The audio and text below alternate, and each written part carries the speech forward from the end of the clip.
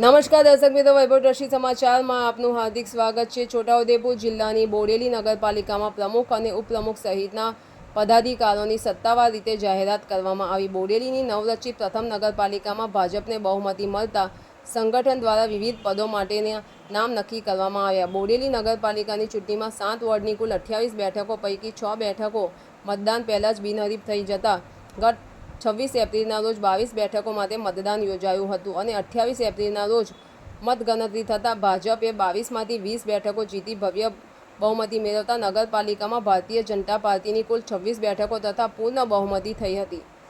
ચૂંટણી પરિણામ બાદ આજે 20મા દિવસે નગરપાલિકાના પ્રમુખ ઉપપ્રમુખની ચૂંટણી બોડેલી સેવા સદન ખાતે બોડેલી પ્રાંત અધિકારીની અધ્યક્ષતામાં યોજાઈ હતી, જેમાં પ્રમુખ પદ માટે ઉમેશભાઈ રામદાસભાઈ રાઠવા તેમજ ઉપપ્રમુખ પદ માટે પ્રજ્ઞાબેન વિજયભાઈ પટેલના 2 જ ઉમેદવારી પત્રો ભરાયા હતા, જેથી ચૂંટણી અધિકારીએ પ્રમુખ માટે ઉમેશભાઈ રાઠવા અને ઉપપ્રમુખ તરીકે પ્રજ્ઞાબેન પટેલને બિનહરીફ વિજેતા જાહેર કર્યા હતા।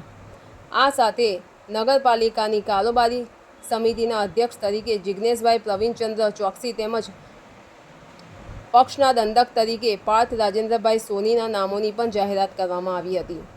ભાજપ દ્વારા ઉમેશભાઈ રાઠવાને પ્રમુખ તરીકે અને પ્રજ્ઞાબેન પટેલને ઉપપ્રમુખ તરીકે પસંદ કરવામાં આવ્યા, જ્યારે કારોબારી અધ્યક્ષ તરીકે જિજ્ઞેશભાઈ ચોકસી અને દંડક તરીકે પાર્થભાઈ સોનીને નામની જાહેરાત કરવામાં આવી।